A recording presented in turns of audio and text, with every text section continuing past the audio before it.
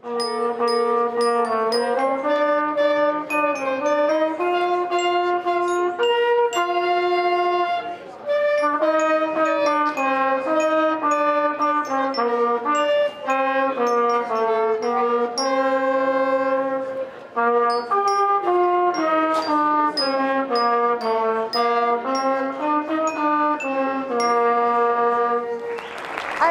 I'm going to start off by just thanking our aspiring musicians. And I just thought, you know, one of the keys to have a sustainable community is children and music, so that'd be a great way to start off. So for those people that are new to sustainability, sustainability is this balance of three elements, and it's looking at protecting the environment, but at the same time taking care of people and doing it in the most economically feasible way. So the difference between sustainability and environmental issues is you got to take in the economics, and you have to take in what's the best way to take care of the people in the process.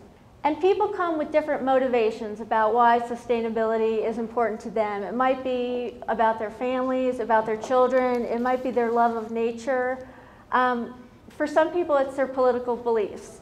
But regardless of how you feel, this isn't going to be a lecture about climate change. It's really about strengthening this community and making healthy choices. Globally, and this is really just going to be about 4 columns, but I just wanted to put this in context. And so as Americans, we have a very affluent lifestyle. An American child uses 6 times the resources of a Chinese child, or 32 times the resources of a child in Kenya. And so as Americans, we are responsible for about 1/4 of the emissions. I'm talking about greenhouse gas emissions. And you take a place like Africa, who's only responsible for 5%, but they're feeling it. They're feeling it through severe droughts. And the reason I bring this up is because I think it shows that we're all interconnected, and we're all and we're all responsible for our actions and our choices.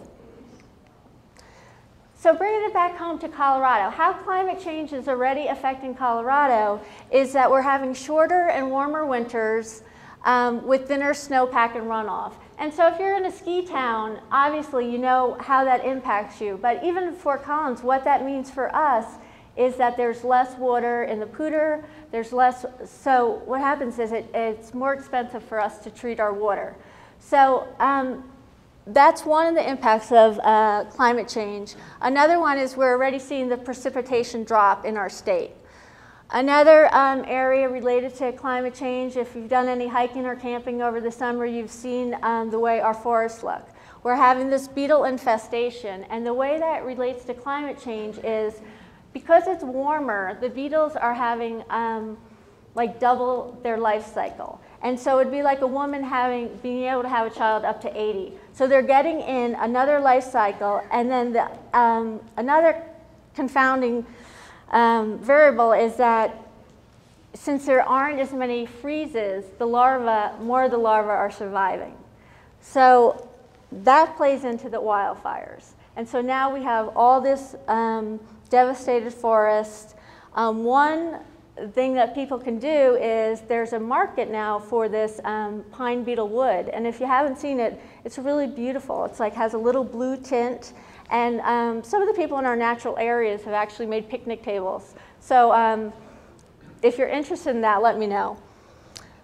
The other thing is the increase in severe storms, like what's happening right now on the East Coast. And then the last thing is that temperatures could increase by 3 to 6 degrees. That was the EPA report just for Colorado that just came out.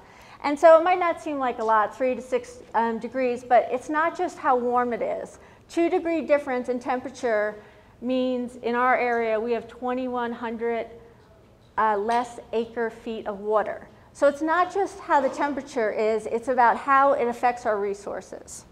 So I'm really not doom and gloom. People that know me know I'm not. I just wanted to put it in perspective. Why we're here tonight is to think about how we can make different choices and how we can collaborate and communicate about different organizations. We have great resources in town. And so that's what we're going to concentrate on tonight. And before I go into residential, I just wanted to talk a little bit about the City of Fort Collins, the municipal operations. And so the City of Fort Collins has set numerical goals in these areas. One of the reasons we did that was to show our leadership, and also because we want to be responsible with your tax dollars. So the City of Fort Collins, our own operations had set this overarching goal of reducing our greenhouse gases 20% by 2020. And we have a yearly goal too, so we don't get to 2019 and say, oh, we're really off the mark. And so we have yearly goals too. And the great news for the city is that we decreased our emissions by 4.2%, which might not seem a lot, but most municipalities are going in the wrong direction, or at best they're leveling out. So that is really great news. And that's in spite of increasing the number of employees and increasing our square footage. So we're becoming really efficient. And so to put in perspective, so over the past, I don't have 2009 done, but over the past 3 years, we reduced by 2,000 metric tons. So that's the same as electricity for 303 homes. Another great area that we've been working on is recycling. So last year, I just finished the data for 2009. We recycled, our office recycling, recycled 212 tons of material. So basically you can see those are ores. So it's like we saved 3,000 trees, or we didn't use 1 million gallons of water. And so it makes a big difference when you're recycling. The other thing we did was we recycled 216 tons of metal, which was worth $69,000. So that $69,000 is money that we can use for the streets and the police and the fire and the services that the community needs. And so it's not just being green, it's about being economically responsible. The other exciting thing is over the summer, a group of different departments at the city worked on a stimulus application, and the City of Fort Collins will be receiving $1.3 million. And these are some of the projects that we'll be implementing with that program. And so it's PV. We're going to pilot a big earth vessel, which, if you don't know what that is, it's like a gigantic compost bin. We're going to have solar thermal matching grants for residents. So again, for those of you that are new to carbon footprinting and sustainability, basically, a family of 4 in Fort Collins produces 24 tons of greenhouse gases. My colleague Anna was looking at this. She's our tech editor, and what she said was, well, I don't even know how much a ton is, and so I don't know if people honestly get that. And so I was trying to think of something last night. So 1 ton is 6 gorillas. So the average family in Fort Collins is producing 144 gorillas worth of greenhouse gases. So that's a lot of gorillas. So tonight you're going to think about, just because the average is 24 doesn't mean it has to be. So it's all about choices.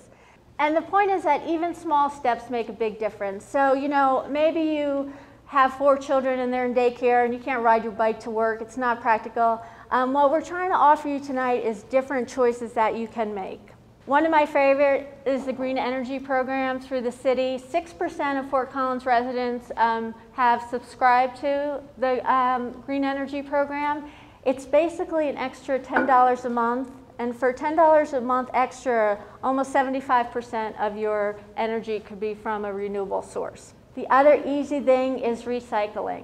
So a lot of people don't make the connection between how recycling impacts greenhouse gases. And so I don't know if you noticed when you walked in, there's a little green cone over in the corner. I think the best thing is to compost. But if you don't want to compost, the other alternative is the green cone. And basically how it works is if you have food waste, organic waste, or leaves, and you put them in a bag and they go to the landfill, they don't get any oxygen. And so when they don't get oxygen, they produce methane, which is a really powerful greenhouse gas. If they get oxygen, then it doesn't produce methane. It just produces carbon dioxide, which is much less harmful. So I encourage everyone to compost. but if you don't, say you're in an apartment, the green cone is like composting. Basically, it looks like a construction cone above the surface. Then underneath, it's like a laundry basket. And you just put all your food waste in it, and then the worms come in through the laundry basket and eat it. And it decomposes all the organics rather than putting them in a truck and bringing them to the landfill. Another program the city has is a leaf exchange. So in the fall, if you have 20 bags of leaves, what you could do is go onto the city website, and people that want the leaves will come and pick them up, or sometimes you have to drop them off. But there are people all around town that are avid gardeners that want leaves to mulch. So it's just a leaf exchange. The other thing is request larger bin. The haulers now are required to provide a 65-gallon or 95-gallon bin. They're beautiful bins with a lid, and they wheel out, so it's not heavy newspaper. And the whole idea behind that is if you have a larger container, you'll probably recycle more, and then you can downsize your trash. So the way the trash works, basically, there's variations, but the way theoretically it works is $3, $6, $9. So say all of a sudden you get rid of your little 22-gallon recycle rectangle bin you have in your garage, and you ask for a 65-gallon bin. Now, instead of having the big garbage bin and paying $9, you call your hauler and say, oh, could I please have a 32 or a 65? And then your bill goes down every month. And so if you haven't asked for your recycling cart or asked to downsize, that's a great thing to do. And then also, Gallegos, if that is your hauler, they do have yard waste too, a yard waste service during certain times of the year. Also, always thinking about reuse in addition to recycling. So there's a lot of companies in town. Eco-Thrift is one that's sort of all one-stop shopping. You can bring electronics, you can bring your clothes, you can bring metal. They support local nonprofits. Think about whenever you are going to get rid of something, rather than trashing it, can you donate it, or can you use some of these stores? Another great one, Morning Fresh, they're in the reuse business because they have their bottles, they drop them off. The same truck that's dropping off your milk is picking up the glass. They also recycle all their caps and donate that money to PSD. So think about what local businesses are in town and try to support them. The other one resource that a lot of people don't know about, Resources North of town, and they take all fixtures and things from your home. If you're remodeling, you have a door, you can donate it to them, or if you're remodeling and you want a door, go up there and see what they have. So it's the same concept of Habitat for Humanity. So that's in the south, and in the north we have Resource. And then just think of things that you can do. This is from an employee challenge that we had at the city. And in 1 month, we avoided 13 tons of greenhouse gases. And it was just a little pledge card called Take 7, and people did 7 things for a month. And then we had prizes. And so I thought for tonight what we could do is up the ante to take 10. And so there's some cards around the tables and in the back that say take 10, and if you can't read this in the back, basically it's just 10 different actions you can take. It lists out how many pounds of CO2 you're avoiding and how much money you'd save. And after a month, if you want my emails on it, email me back, and we're going to have another great drawing in a month, and I will quantify how much collectively we avoided. And I just want to thank you all for being here. I'm going to turn it over to Gail Marie. But I wanted to introduce the speakers in a little more detail than I started with. So we have Gail Marie first. Most of you probably know her already, but she is one of the champions of Be Local. She said she enjoys reimagining the economy. She brings 30 years of service and experience as a community and environmental educator. She's a 4th-generation Coloradan, a former Peace Corps volunteer. Her formal education includes a BA in biology, a master's in adult education, and a master's in spirituality. She co-authored 147 Tips for Teaching Sustainability. It's a great book. It's a really easy read. I give it out as presents all the time. Next, we have Ruth from Homegrown Food. She's been active in the local food scene for over 20 years as a manager of a neighborhood community garden, a working member of Happy Heart Farm, CSA, an 11-year veteran and volunteer for Master Food Preservers. Her colorful, edible home garden was featured in the 2009 Fort Collins Audubon Society's Wildlife Habitat Tour. Then we have Amy Alcorn from the Food Co-op. She's the new Marketing and Outreach Director for the co-op. She is about to start her 3rd year on the steering committee for the Rocky Mountain Sustainable Living Fair. She graduated from CSU with a degree in Business Administration, and she said she spent the last 8 years falling in love with Fort Collins and the wonderful community we have. Next, we have Laura Williams from Eco Homes. Laura Williams is the founder of the Green Team Real Estate. It's a real estate brokerage firm that focuses on identifying and promoting more sustainable living options for local residents. She's a certified eco-broker and graduate of CSU's Green Building Certificate Program and Build It Green. She's also the founder and organizer of Green Drinks Fort Collins, which is a popular social networking group for green-minded locals. And we have Bruce Brown from Sole Vento. Bruce was born ever so long ago in Seattle. He wrote this, I'm not making fun of him. He received his BS in biology from the University of Washington and came to Colorado to do graduate work in entomology. Following his graduate school, he worked with the Governor's Office of Energy Conservation, doing heating, insulation, and air filtration for low-income families. And over the past year, Bruce and his partner Cynthia started a local renewable energy systems business. So welcome again, Gail Marie Kimmel. I am co-directing Be Local Northern Colorado. We have the mission of working toward a living economy, and I'll spend a little bit of time defining that. We support local, independent businesses and farms and work as collaboratively and creatively to serve Northern Colorado as we can. We have a variety of sponsors, just to let you know some of the businesses that have lined up behind our efforts. It's a great range of everybody from feed stores to banks, retailers to service professionals. We also partner with our public entities and are appreciative of these kind of opportunities to present. It's important to lay some groundwork with some definitions because this little 5-letter word local has become rather messy and also interesting. I think if I asked any of you in this room, we would find as many definitions as there are people in this room. So for the sake of this discussion, from our perspective as a nonprofit organization serving the community, we're really talking about local in terms of both place and ownership.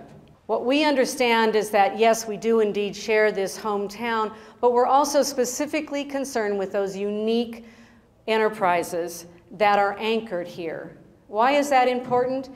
Well, this idea of living community is about re-anchoring economic decision-making back into communities and ecosystems. The idea that economic decision-making will reside locally and thus be better at sustaining the quality of life for humans in the natural environment, as well as ensuring more economic vitality.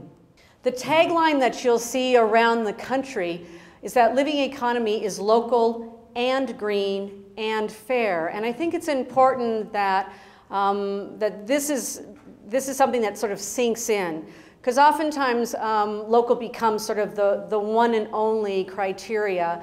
And not unlike what Rosemarie was suggesting in her opening presentation, I think what sustainability is, must be about is really the creative, positive interdependency between ownership and how it looks in the community, environmentally smart and restorative policies and practices, and how we go about getting ourselves to more socially equitable outcomes.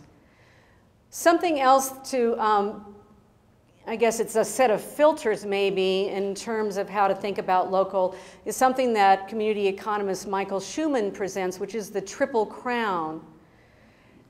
He suggests that, especially when we're out there functioning as a consumer of a good or service, that we look at three things. Once again, that the ownership model, whether or not, whether the sourcing and harvesting has come locally, or how far away it's coming from, and also what the manner of production and manufacturing is. And I'll go through a little bit more of that in a minute. Something else that is bubbling up more and more is this word localization. And again, I'm often finding myself in conversations that with people who really think that local has something to do with it. We're going to be building walls around our town and just figuring out how to do everything for ourselves and hunkering down. And I would beg to differ with that. I think one of the things that we're looking at with localization is how to restore the capacity of communities to meet more and more of our basic needs with the resources and the talents that are here. In many ways, the easiest things to think about probably are local food and local energy, and then increasingly, how do we reestablish more local productions of goods and services? Why is that important? Well, I think it's important that even though our basis of discussion tonight is really about the city of Fort Collins and this hometown that we share, this also leads to a very important sort of reconceptualization of a global economy. And that is that there is a web of local living economies that together really can create a more sustainable global economy. It's a very ecological model. If you think about ecosystems that butt up against one next to the other, that together create a functioning and rather marvelous biosphere, it's the same idea that your unit would be your local living economy.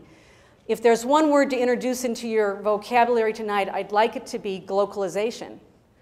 This idea that, yes, indeed, we share one good and gracious planet, but the question is who's making the decisions and how do we ground those decisions back in place so that they really do reflect community and ecosystem values. So enough about all those big concepts. Let me bring it down a little bit more familiar to all of us. Back in 2004, we saw a very important study come out that really helped lay the groundwork to help us as everyday people begin to understand how different business models do and do not really enhance the way that our communities can operate. What we discovered with this study was that the money that we were spending at a local independent business, more of it would stay in the community. And why is that? What you'll discover is that all businesses pay wages. They pay into the local tax base. The two places that they really, and they also contribute in terms of charities. The two places where local independent businesses really do differ as a business model is that they tend to, not necessarily, there are no guarantees, they tend to support more local business services. They tend to have local accountants and local printers and local marketing professionals. And they also support more local suppliers. And because of that, with this, the synopsis of this little diagram is that $68 will stay in the community in contrast to only $43 that leaves with a non-local independent. Raised some interesting questions for people.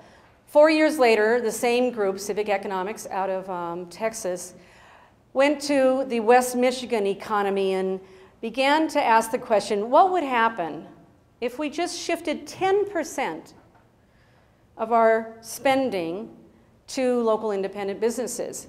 Because in reality, it's not about shifting everything. That's not part of what we're advocating here.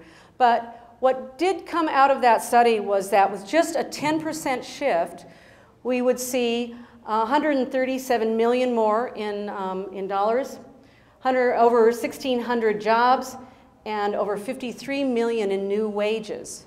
Pretty substantial when it comes to these discussions about where we are in terms of budgets nationally and locally. I like to think of this as sort of a home run effect.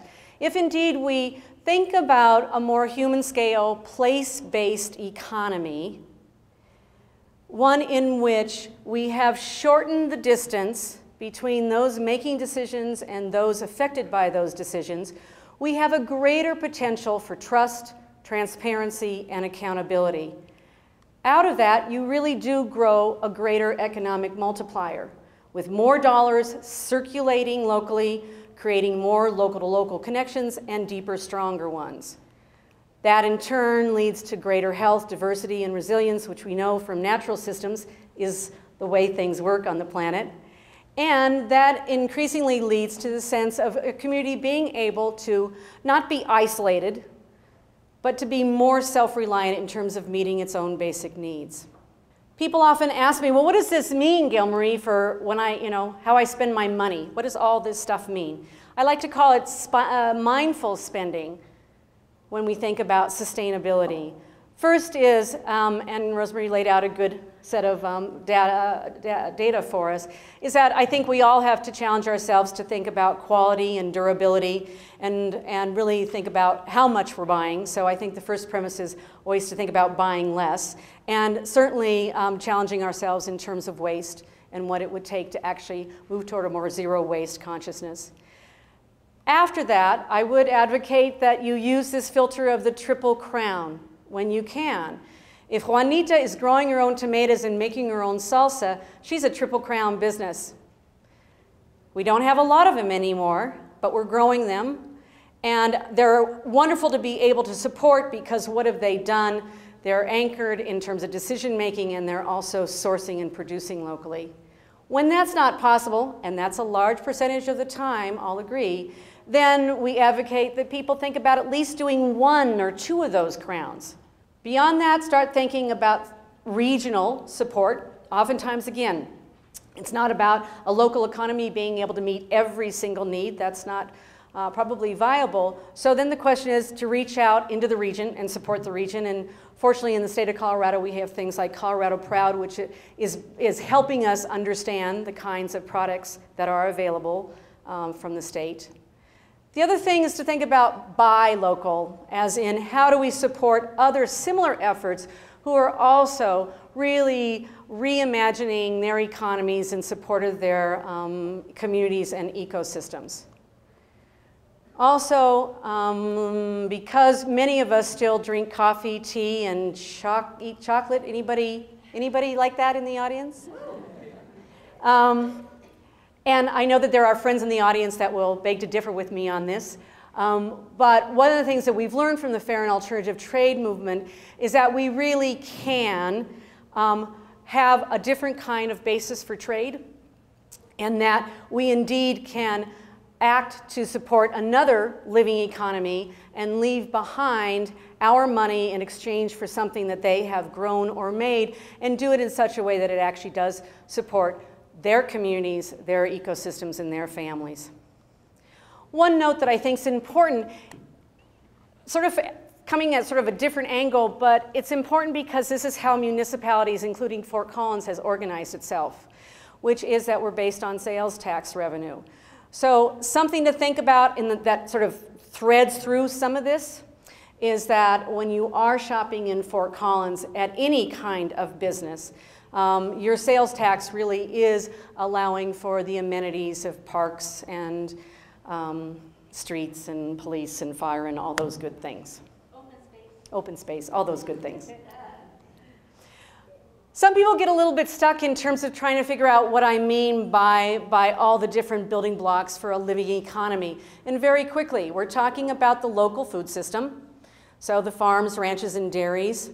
We're talking about the businesses that are involved with clean energy, renewable energy, sustainable transportation. We're looking at the areas of green building and homes, and we'll hear a little bit more about that. Anytime we can have local manufacturing, As you probably all know, we've lost a lot of manufacturing from this country, and we are slowly beginning to see what it's going to take to actually bring some of that back home, along with the jobs that go with it. Closed loop basically means that it's the idea that we're trying to do it in such a way that, that the waste is a feedstock for yet another business, or that we are actually mining the waste stream and creating more materials from that resource base. Resource recovery, stewardship models. Independent retail is an important piece, and I was just in a conversation with someone visiting from Portland, Maine, who was just wowed by the fact that our downtown is really a two-story retail environment that's healthy. He declared it very rare, so we got to keep that thriving. Neighborhood tourism. In other words, how do we reconceptualize tourism so that we're enjoying the Poudre River and the foothills and all of that, and as well as agricultural, culinary, and historical opportunities. Local arts and culture. Independent media. All manner of local services and trades, and this whole arena of community capital and local investment. So what do we do as an organization to try to bring some of this to bear on our decisions? We produce the Be Local coupon book. We sponsor the Winter Farmers Market. I'm pleased to be able to say that we have doubled the number this year, and we have, over the course of the first 6, 2 in November, 2 in December, 2 in January, we saw over $133,000 of economic impact. From a little over 50 vendors each time. Pretty exciting. We also saw over 11,000 people walk through. We work with independent businesses so that there's more and more of a sense of being able to do group marketing, group purchasing, all that. We have innovated something called the searchbelocalfirst.org search engine. Whether it's your mother-in-law's coming into town and you need a new mattress, or maybe your mother-in-law's leaving and you need a massage. Whatever the case may be, we'd like to suggest that maybe you come online, search Be Local First, see if there is a way to support a local independent business when you're looking for those products and services, and again, make your buck go a little further. Finally, we're offering the Be Local 2020 Challenge. This is simply to ask people to consider spending $20 of your usual budget over the course of the next 20 weeks, $20 each week, over 20 weeks, to take a pledge that you'll do that at local independent businesses and help us really begin to capture more data and show the economic calculator, economic impact effect. The calculator is up and running on our website, and since we launched the program in September, we have over 600 pledges, and at a very conservative economic multiplier, we're really close to $1 million worth of impact from just spending $20 a week, so that's pretty exciting. So tonight you're invited to let us be your guide. We've got a couple of tools there. Please think about supporting your local farms, ranches, and dairies. Many of those folks on the working landscape are also actively engaged in ecosystem management, so you're also really investing in soil and water and all those vital things. Think about taking the challenge if you haven't already. Refer your favorite local unique business to us. Please, we've only begun to scratch the surface in this effort, and we always welcome knowing more, and it's always more businesses, and it's great to hear the referrals from people that actually frequent them. Also, if you're interested in our work around local food and living economy, we invite you to join us as community members. That's our website. Thank you. So I look at that slide, homegrown food. Homegrown food. What is homegrown food?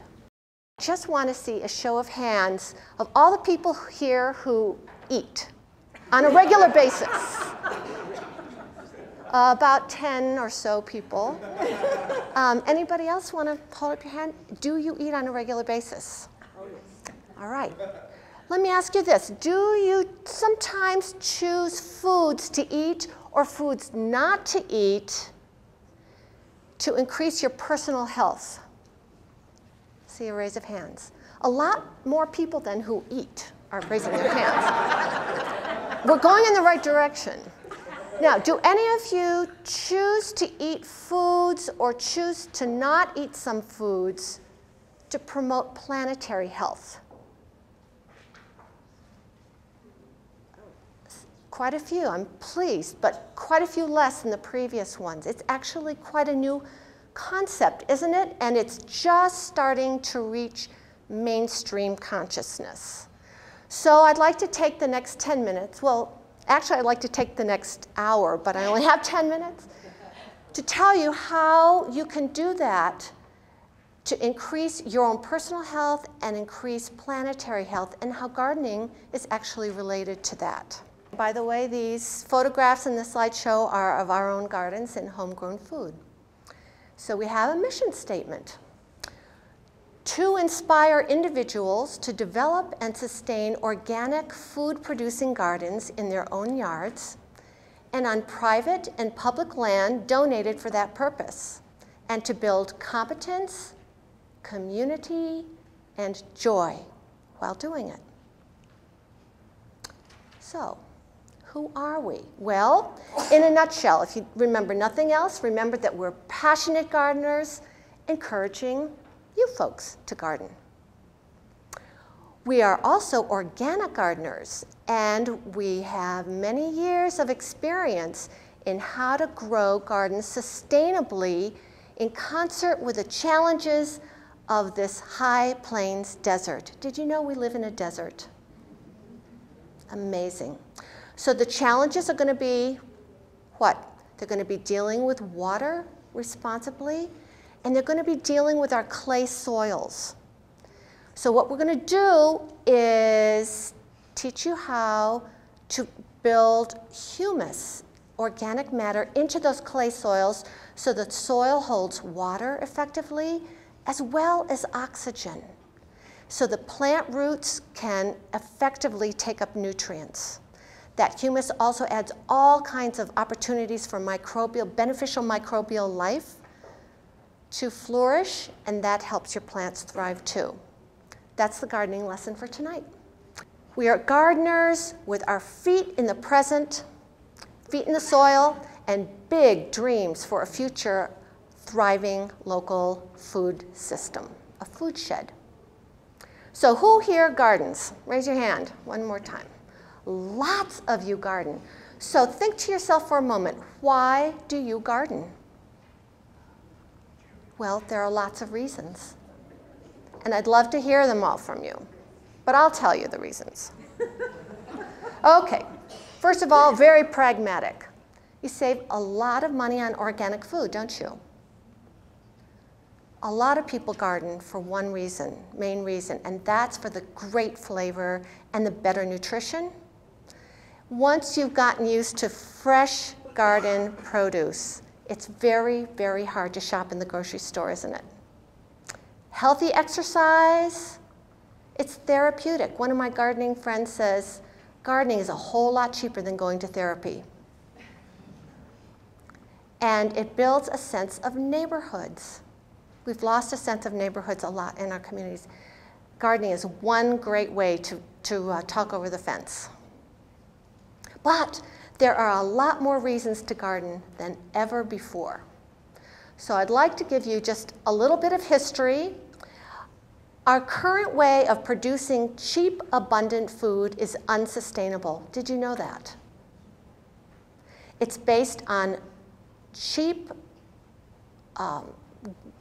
copious amounts of fossil fuel and cheap, copious amounts of water. In some cases, fossil water, in our Ogallala Reservoir, for instance.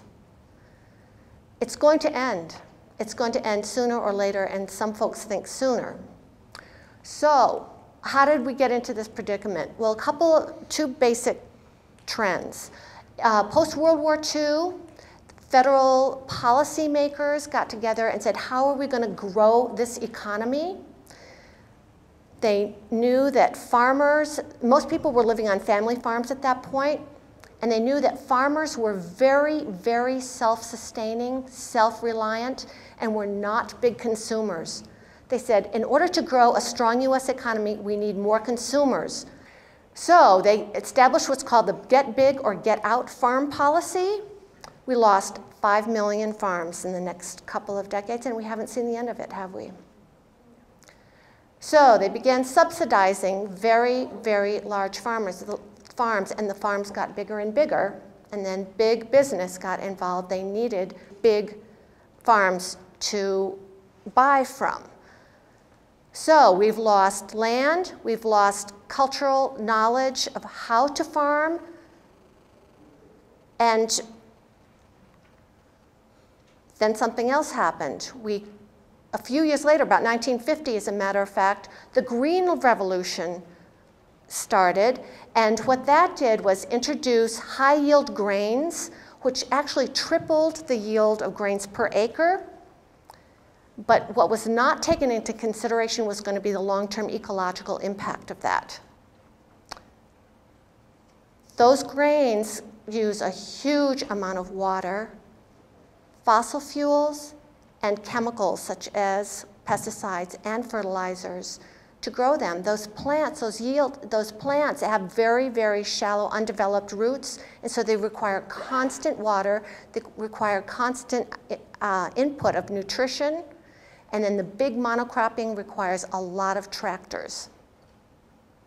So, as a matter of fact, what's happening is that we are seeing now the very unraveling of the ecosystem that we depend on for our food supply. Half of the animals that are on the endangered species list are on that list as a direct result of our current agricultural practices. So there's a picture on the bottom of the slide of the dead zone, which is a picture of the Gulf of Mexico. You can see Louisiana right there in the middle. That is where an area in the Gulf of Mexico the size of New Jersey that cannot support aquatic life except for a few primitive worms. It's destroyed the fishing industry, creates huge amounts of pollution. That comes from the runoff from our farms down the Mississippi River, the excess fertilizer, the nitrogen, and the phosphorus, and the manure that comes from raising cattle. And on the right, there's a postcard that says, farmers produced roughly 80,000 species of plants before the advent of industrialized agriculture, around 1950. Now they rely on about 150. Originally 80,000 species down to 150. We're losing our genetic base for the food system that we have. A little sobering, isn't it? Well, you've heard, you are what you eat. Now I've put up a hamburger here because recent studies are showing that people who eat red meat and processed meat on a regular basis are much more likely to die prematurely than if they did not from 2 major diseases, heart disease, any cardiovascular disease, vascular diseases, and from colon cancer. Doesn't matter if it's lean meat, it makes a difference with the heart disease, but the colon cancer doesn't seem to be related to the fat, just the red meat. Now, I'm picking on meat for a very good reason. So the next slide, now we realize the planet is what we eat too. Our food choices make a huge difference. The reason is because 3/4 of the agricultural output of this country, mostly grain, and all the natural resources that go into growing the grain, the land, the water, the energy, go not to feed people grain, but to feed animals grain. People eat the animals. Do you understand how an inefficient system that is? 7 pounds of grain and soybeans to produce 1 pound of beef. 7 pounds of, then it gets more efficient as you go down to pork and then down to poultry. Poultry is far, far more efficient. It's 2 pounds of grain and soybeans for 1 pound of turkeys or chicken. So you can see there's a big difference on whether you choose to eat beef or choose to eat poultry. Actually eating poultry and some fish, herbivore fish, not salmon, but herbivore farm fish like catfish and carp and tilapia are actually as efficient converting grain into protein as eating soybeans, if you eating tofu. So it feels like maybe you have a little wiggle room on being able to continue eating some meat. If there's one thing that you can do as an individual to slow down the degradation of our planetary health, it's to reduce eating red meat. Grass-fed is somewhat better, but there's still some issues in terms of the hay used.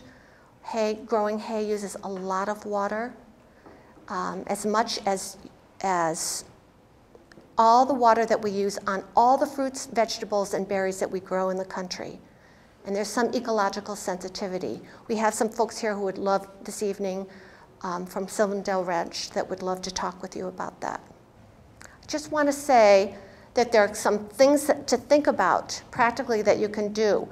For instance, going one whole week, 1 day a week, eating only vegetarian or farmed fish, sensitively farmed fish, or poultry, or just having a little bit of meat on as a condiment, like you would put olives on a salad. You put meat on your plate of whole grains and your plate of vegetables. Think of some other ideas. Eating only at dinner, eating meat only at dinner, or just once a week. The Mediterranean diet suggests that you eat red meat once a month. Eating the plant-based whole food diet is basically, I'm suggesting, the Mediterranean diet. People live longer on the Mediterranean diet than on any other diet on the planet.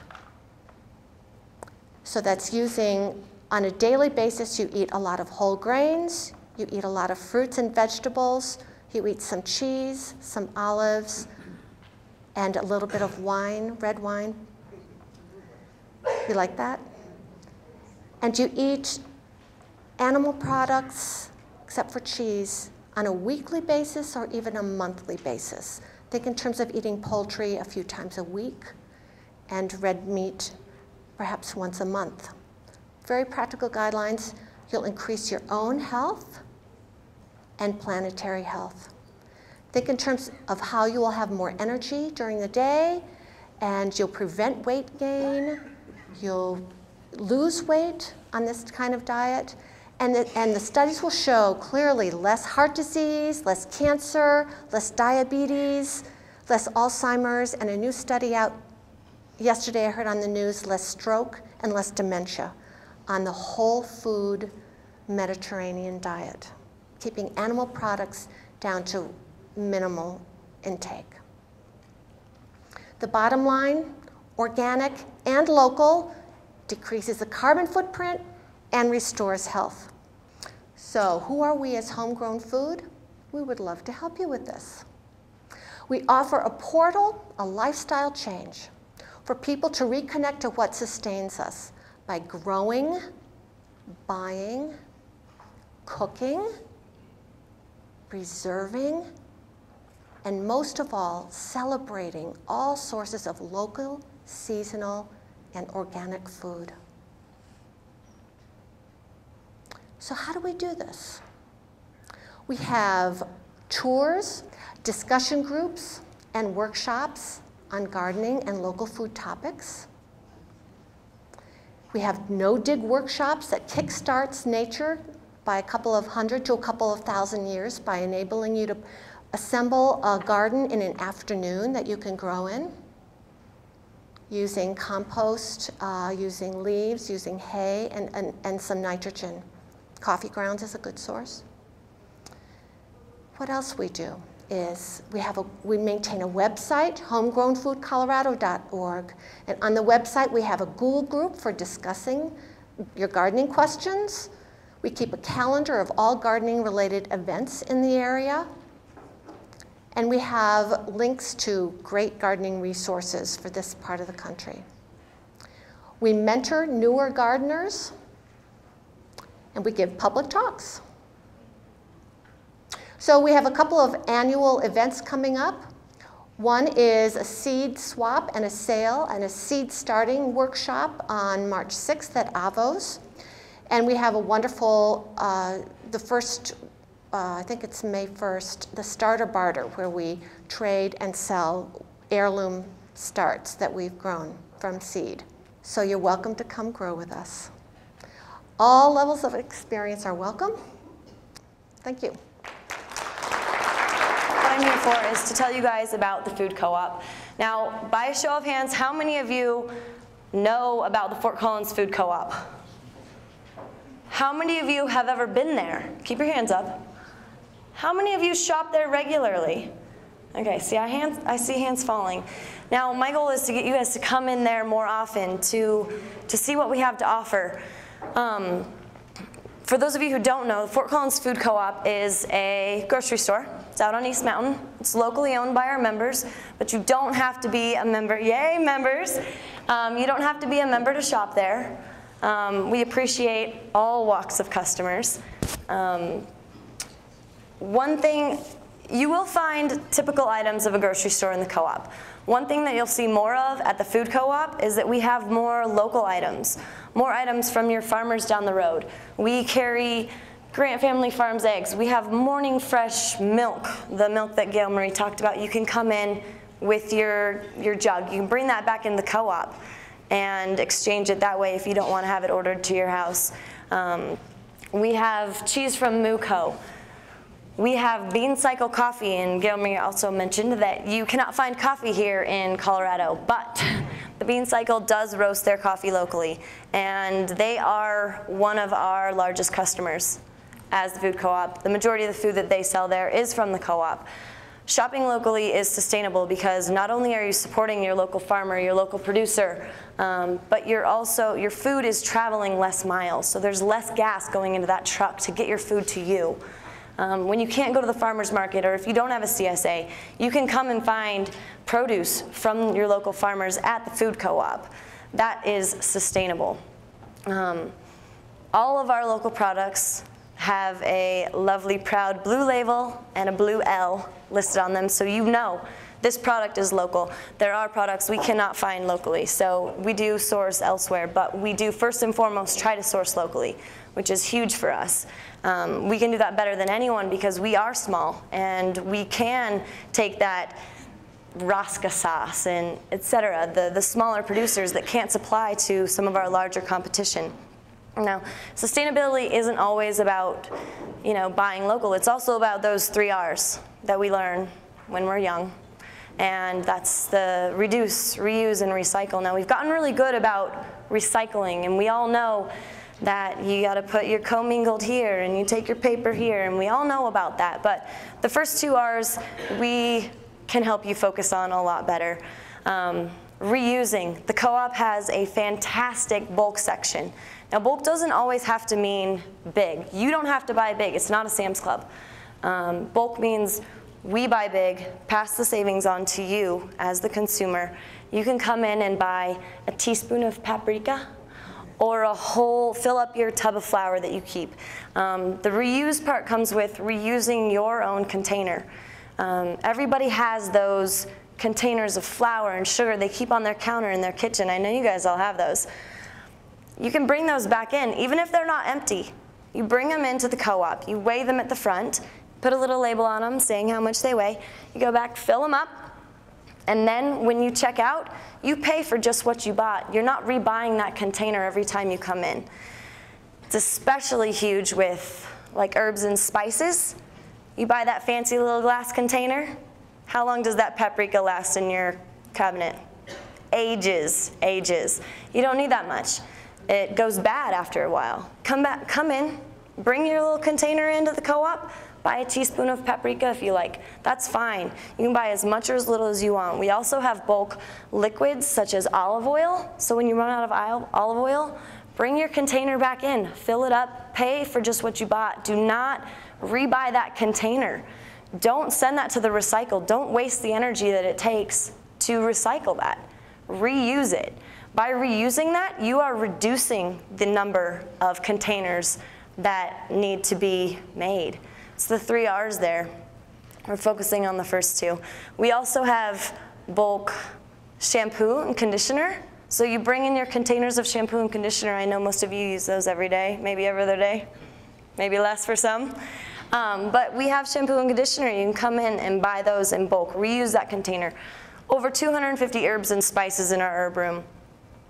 For those of you that aren't as familiar with the food co-op, first time you come in, feel free to say, hey, I'm new here.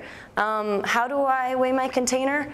And we are more than happy to help you, to show you, this is the scale, just pop it on there, here's the labels. When you go back, you write down the PLU, the number of what you bought, so when you check it out, they know. We're more than happy to take you around, give you a tour, show you all about the co-op, because we are passionate about what we do. We support local producers, we are locally owned. We give you guys options to buy as much or as little as you want, reuse your containers. And I believe that is the message that I want to get across to you guys tonight. So if you have any questions, feel free to come up to me afterwards. My name again is Amy. Long walks through Old Town, Aries. But yeah, thank you guys all for coming, and I'm going to pass this off to Lara. I'm the owner of the Green Team Real Estate, and I am going to talk a little bit tonight about buying and creating greener homes. I wanted to just first put a definition around what is a green home, because similar to the word local, this word gets used and abused. And so I like the definition of the U.S. Green Building Council, and that is green homes use less energy, water, and natural resources, create less waste, and are more durable and comfortable for their occupants. And I think this is a nice comprehensive definition. I think that sometimes people think green and they think energy efficiency, but I think that this encompasses water conservation, which is critical, as we heard earlier, and the resource conservation, less waste, durability. So clearly there are multiple ways to get a greener home. As a real estate agent, I work with a lot of people who want to just simply buy a greener home, off the shelf, turnkey. It isn't really always that simple, because green homes, new homes, make up only about 10 to 15% of the market right now. That certainly is expanding as more builders become interested in building these types of homes, but isn't always easy when a client comes to me and wants to just buy a greener home. So the other way to go about it is actually to work with your existing home, or to buy an existing home and to work on refreshing that house. And I'm actually, honestly, a bigger fan of the second option, which I think is really, as Amy mentioned earlier, it's reuse, renew, recycle, repurpose. If you are actually going to be buying a new home, however, I don't want to discourage you if that's your plan. How do you find it? How do you identify it? Well, there are a couple of building programs that builders subscribe to in order to kind of categorize or to label their home as a greener home. There's some programs. First one, which is quite common in this area, which is called Built Green Colorado. This is a points-based system. A builder will kind of track and record each of the things that they have put into the home that are kind of sustainability oriented. And this particular program, I like it. It's a great way to kind of identify a house, but I do want to encourage anybody who's buying a built green house to just dig below the surface, find out what they did in order to get that built green classification, because everybody has kind of different interests and different wants in what makes a house green, and make sure that this is actually the house that you're looking to buy, whether it's energy efficiency, water conservation, health, which is also very important. A second program that you may run into is Energy Star for Homes, which is actually a federal government program. Energy Star homes are actually, in order to qualify for that, it needs to be 15% more efficient than a home built to a 2004 international residential code. Now, 2004 homes weren't necessarily the most energy efficient, but Energy Star homes are typically 20 to maybe 30% more energy efficient than other homes. There's another program that we're starting to see, which is called LEED for Homes. You may all be familiar with the commercial version of this. LEED commercial buildings are built to a very energy efficient, very water conserving, very green standard. You're now starting to see this in homes as well. This is still kind of a program in its early stages. It's only been out of its pilot stage for maybe about a year or so. However, you can feel very confident if you find a home that is a LEED home, that it's going to be actually a very green product. The final one that I just wanted to mention is there's something called the National Green Building Standard, and that was recently developed by the National Association of Home Builders. The reason I'm mentioning it is because our own city of Fort Collins is in the process of developing a green building program. And I'm actually pretty excited about this because this is going to actually give people confidence when they buy a new home in this area that it has a certain level of sustainability. This would apply to every new home that's built. I do want to emphasize, however, it's still in the development stages during this year, and probably by the end of the year will have been finalized. It is going to require builders to meet a certain minimum standard, but then provide encouraging incentives for builders to actually go above and beyond that. So I think I mentioned earlier my personal opinion that the greenest way to go really is to work with an existing home, update what you have where you're currently living, or find a home and put some improvements around it, do some kind of green refreshes. The reason I like that is obviously the reuse, renew, recycle. It's also an affordable way to proceed. And you can do it over time. When you have the money, you can put money towards projects as you're able to afford those. I wanted to just kind of go through a few green refreshes that I as a realtor think are some that you're going to find you'll enjoy right now, but are also going to pay off at the sales time. The first of that, which is something that is just so simple and will probably really improve and change the look of your house, is new low or no VOC paint. VOCs are volatile organic compounds. They're the chemicals that you find in paint that give it that smell. And these are present not just when you paint, but they are there after the fact. They just diminish over time, but they're actually dangerous to you. Replacing carpeting with sustainable flooring. I personally really am not a fan of carpeting. It's toxic when you put it down in the glues that is used. It's very hard to dispose of afterwards. It also contains over time, it contains a lot of bacteria and just germs. And replacing carpeting when you need to with sustainable flooring is just a great way to go. Efficient windows and doors. I would just mention this because there is a wonderful federal tax credit right now. If you do need to replace your windows and doors, you can receive up to 30% of the cost of those windows and doors, up to $1,500.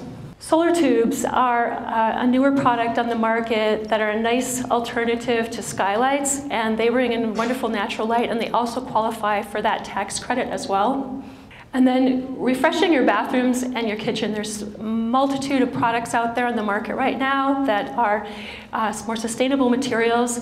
And everybody knows that when you're looking at a home, people always focus on the bathrooms and on the kitchen. And this is a great place to focus if you do need to refresh your house. Looking for green products. There are wonderful websites out there with green products, and make it very easy to find things that you or a contractor can use to green up your bedroom or your bathroom or your kitchen. I myself do a lot of remodeling. We seem to take on a lot of projects that we maybe shouldn't. Maybe we should just leave them as they are, because it can cause some marital discord. But Earlier this year, we needed more space. My husband and I both work from home, and so we decided to move into one of our rental properties and undertake kind of a complete transformation of the house. So I just wanted to show you a couple pictures of what you can do with a house. This was a 1970s home. Looked like this. Actually, this was when we bought it, so it didn't quite look as nice after 6 years of tenants, but I took this photograph recently of what we did with just new paint, new Lowe's VOC paint. The flooring is actually cork. We laid it ourselves. This whole project was probably about $700. And I can guarantee you that when somebody who wants to buy this house walks in the door, they're going to be a lot more impressed with this look than with the previous look. And it did not take very long to do this either. This is actually a picture of the kitchen just before we ripped it apart. It had linoleum floors, it had very inefficient appliances, it had a row of cabinets across the top, which we felt we could take out and just open it up, give it a little bit more updated look. We installed the new, very energy efficient Energy Star appliances. We put in new cabinets made out of a material called plywood, which is a bamboo product. We put in new concrete countertops. I don't know if any of you are familiar with concrete as a material for counters, but I can guarantee you it doesn't look like the stuff you find in your driveway. This is actually a high gloss, very smooth product that you can put any color in that you want. One of the nicest things about this is that it's not like granite, which is being trucked over from India, but it can be made with waste product right here in our town. So very sustainable in that regard. We had them create a little nook out of that. You see that circle there? It's kind of it's our bistro table. Was an idea for the contractor, an alternative to having a breakfast bar. And those stools, we're happy to say we got off of Craigslist. So reusing, recycling in that regard too. This is actually, we have several rental properties, and when we bought the property, it looked like this. This is a project that we did over about a 4-year span, and this is what it looks like today. We blew in insulation in this house. We put in new windows and new doors. Unfortunately, we did it before they qualify for the tax credit or the tax rebate, but we basically transformed this house both energy efficiency wise and curb appeal wise. I wish I could give you a dollar amount for it, but we did it over time and I couldn't tell you how much it costs. We also put on new siding, which is a material out of a material called hardy board, which is a kind of a cement board composite material, and can tell you that we're probably going to be selling this house in a couple of years, and I expect that we'll get probably double our investment out of it when we do go to sell it. Obviously, these are fairly significant projects, but I want to challenge all of you with some action items that are much less involved that all of you can do to improve upon the energy efficiency, water conservation, basically to green up your own house. First way to do this is just to really do a green home makeover. Look at how you're using energy, how you're using water, what you're doing in way of recycling and waste reduction. And also, I really think sometimes people forget about the toxicity in your house. Look at what you're using in your household cleaning products. Are you using Drano? Are you using Lime Away? Things like that. These all go into the whole concept of sustainability. And the first thing that I would suggest once you actually have done your analysis is to get an energy audit. They used to be about $300 or more, but there are a number of groups that are now offering them for very, very low price. Xcel Energy has now a program going on You can find information out in your bill, your utility bill. You can pay between $90 and $120, and they'll do a fairly comprehensive energy audit, which includes something called a blower door test. And for the $120, you can actually get the addition of an infrared scan, where they'll check the level of insulation in your walls. City of Fort Collins also has a program. It didn't make it on the slide because I didn't know about it at the time, but I believe their cost is $60 or $90. And if you do want a little bit more complete study, there are a couple of local companies that will do a report that will have much more information than you've ever even wanted, but really good information. The thing I like about the energy audit is that it gives you a list of improvements that you can make, starting from the least expensive to the most expensive, and you will probably be surprised at some of the things that they suggest that you can do for very inexpensively that will make a fairly significant impact on your energy bill. The other thing that I think is kind of one item of low-hanging fruit that a lot of people have probably done halfway is a lighting retrofit. I know probably all of you have bought CFLs, but make sure that all of your fixtures are in fact now CFLs. Incandescent lights are, I guess CFLs are about 10 times more efficient than incandescent lights. You can now find CFLs in a much softer color. You can find them to fit three-way bulbs, dimmers, find them for chandeliers. There's really no excuse anymore not to be using CFLs. Water conservation is really my personal thing that I like to stress and emphasize, because I think that we all could be doing a lot more in this area. We all should probably start in our bathroom and make sure that we have done everything we possibly can. Do you have a high efficiency toilet? Do you have a 1.6 or lower per gallon flush? If you don't, then something very cheap that you can do is to buy something called a toilet tank bank. There's a picture of it here. This costs about $4 at Green Logic, and what it does is you fill it up with water, you stick it in your tank, and it displaces some of the water in your tank. So you may go from a 3-gallon per flush to 1.5. Shower heads, another thing that I know a lot of people don't necessarily like to mess with their shower. It's their time to relax. They want that hot, warm blast, but there are shower head retrofits, shower heads that you can buy these days that will probably provide the shower that you were used to before without too much of a sacrifice. And finally, faucets. If you don't have aerators on your faucets, check out. They cost about $2. You can buy them, and they run anywhere from a 0.5 per gallon to about a 1.5. Great opportunity to conserve water there as well. These are just a couple of ideas for you. Wanted to just direct you, when you have time, check out our blog. It's blog.greenteamre.com. We have a bunch of how-to videos. Videos like how to change out that shower head or how to lay cork floors. A lot of information and articles there, information about the tax credit. That's all I wanted to say. Thanks.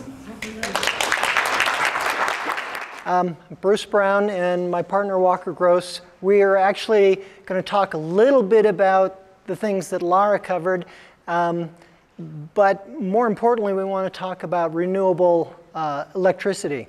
So our businesses are CJR Homes and Solevento. Solevento means sun, wind. It's a separate business that my partner Cynthia and Walker and I started initially from CJR Homes. First, we want to talk a little bit about green building principles, because without doing the things that save you energy, it's really hard to justify making new energy. So this is a much longer list, but some of it's been reduced. I don't want to read the whole thing, but it's really important to think about building better, not bigger, You want to retain an existing structure. CJR Homes tends to do remodeling rather than building new, because that way we retain the old structure, or as much of it as possible, and then build from that something that works better for your lifestyle or for your family needs. We'd like to design with energy efficiency as one of our top priorities. Rather than greenwashing a home, which oftentimes is what a home that is called green is, we like to build it with energy efficiency in mind and with usability in mind, because those are very important parts of the whole green picture, and not everybody thinks about them in that way. If you don't reduce your energy needs, it's very difficult to do a large portion of your energy production with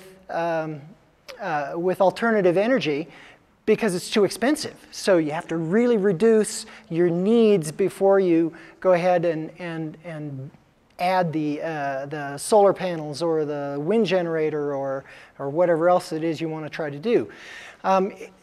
Laura went through a lot of this already in non-toxic, low VOCs, using energy efficient appliances, minimizing job site waste through recycling and reuse. To make your home green, tighten it up. That blower door test tells you where the leaks are in your house, and it tells you how bad they are, and it tells you which ones to go for first. Changing your lighting and your heating and your cooling, all those things help to reduce it. You want to reduce energy usage. One of the best ways to do it is to turn the lights off when you leave a room. My nephew is living in the house I grew up in, and when I'm there in Seattle, the lights are on in the entire house, and it's a big house. So it drives me nuts. I go around and I turn off the lights, which is what my parents used to do following me around, and I learned from that. And then you can think about renewable energy systems. So renewable energy, I'm going to turn this over to Walker. So basically, before we even get into talking about wind, a lot of people say, oh man, out at my property we have wind all the time. One of the things that we do as a company is do wind feasibility studies. We have one going on right now with New Belgium. If you're out on Vine and you see the tallest point on the grain silos on the back side of their building, that's their anemometer, and that basically tells us how much wind they have. And we're doing a pretty long study with them, and I would highly encourage anybody interested in wind turbine to please contact us or call one of the other contractors who does that in town and have them do a wind feasibility study for you. Cool, thanks Bruce. So we have wind turbines, right? Wind turbines come in two different types, basically. You have an axial flux generator, and then you have an induction generator. The induction generator demands that you have a grid connection, while the axial flux, you don't have to have one, so you can do battery backup systems. There's a lot more applications for those. Solar PV, everybody's pretty familiar with that, but basically those panels, they take the radiation from the sun, convert it into electricity. We can power your house, your business. We have all sorts of different applications. Solar thermal, it's something that we don't do a whole lot of because there's a lot to it, but it's a great way to heat the water in your home. There are also air heating solar thermal units called canned solaires that we sell. Those are some pretty cool units as well. Geothermal, basically you're taking the heat from the ground that's being generated from all the movement deep inside the earth. Very cool. And then our favorite at Solivento is hybrid systems. So we take the wind generator, pair it with solar PV or solar thermal or a combination of all three, and we can really generate some great savings for our clients. So what you see right there is a Bornay 3,000 watt dual bladed wind turbine. That machine right there we can install for roughly, I'm sorry guys, $21,000, and it will produce roughly 4,800 kilowatt hours in a wind regime of about 9 miles per hour average. So that takes into account a whole range of really slow days, really windy days, more slow days than windy days, of course, with that machine. And this application is in Portugal. Here's another picture of it so you can really see the design. Bornay really perfected these machines. They're great, they're efficient, and most of all, they're cost effective, and they produce more energy than any other turbine on the market right now. This is a UG Urban Green Energy 4 kilowatt system.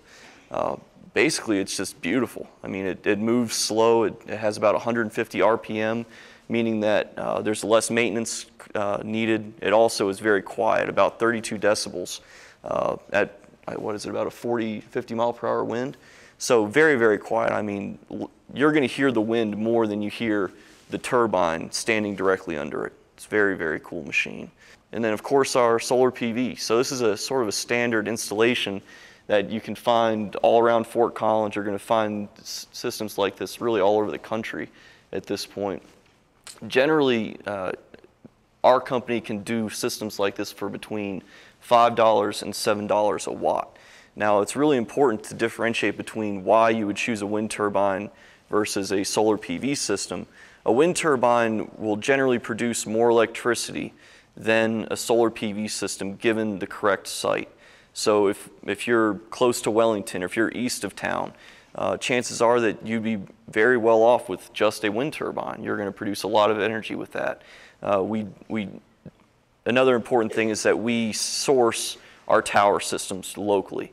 So we design the tower systems, we build the tower systems, and we install the tower systems. Tower systems are something that are usually overlooked, and we are about to be doing the same with solar PV.